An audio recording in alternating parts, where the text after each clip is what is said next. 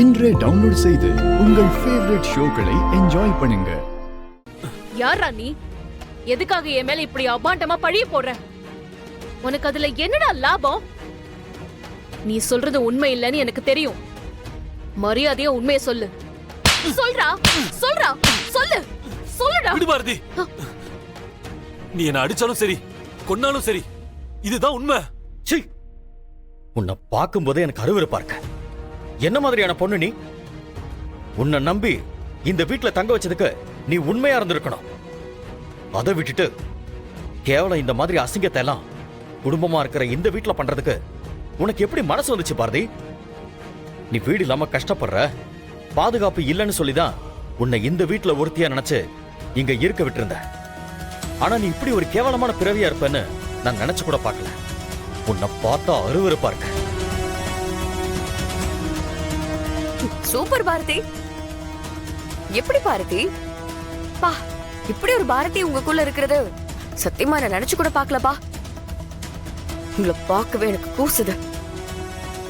எப்படி உங்களால இவ்வளவு கீழ்த்தரமான வேலையெல்லாம் பார்க்க முடியுது? எல்லாத்துக்கும் ஏதோ பெரிய நியாயம் நேர்மை உண்மைன்னு வாழ்க்கைய பேசுவீங்கல்ல. இப்ப இந்த கர்மத்துக்கு என்ன பதில் சொல்ல போறீங்க? நான் இந்த வீட்டுக்குள்ள வந்த நாள்ல இருந்து உன்னை எனக்கு பிடிக்கல. இப்படித்தான் எல்லாரையும் மயக்கிற மாதிரி எங்க வீட்டு மாப்பிள்ளை ஆதியையும் மயக்கி வச்சிருக்கியா? நான் தான் தினமும் பாக்கிறேனே.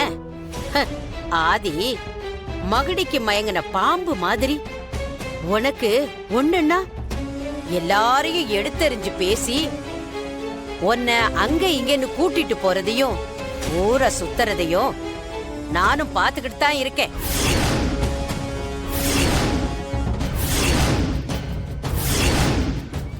ஆனா அப்ப கூட நீ இப்படி ஒழுக்கம் கெட்டவளா இருப்பேன்னு சே, நான் நினைச்சு கூட பார்க்கல. நீ இப்படியெல்லாம் இருந்ததுனாலதான் உன் புருஷன் உன்னையும் உன் குழந்தைங்களையும் வேணான்னு சொல்லிட்டு உன்னை விட்டுட்டு போயிட்டான் போல இருக்கு.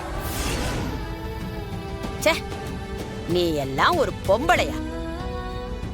எதுக்கு எதுக்கு இந்த தாலி உனக்கு?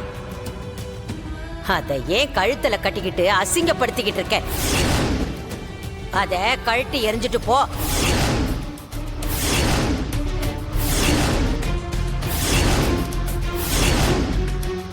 மானம் கெட்டு போய் இப்படி அலையறதுக்கு கல்யாணங்கிற பேர்ல இந்த தாலி உனக்கு ஒரு கேடா?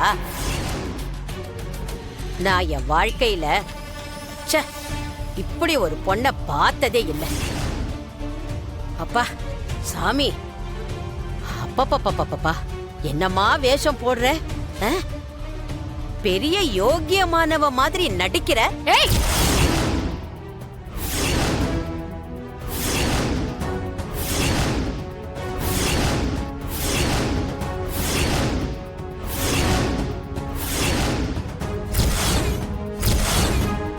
அவ்வளவுதான் உனக்கு மரியாதை.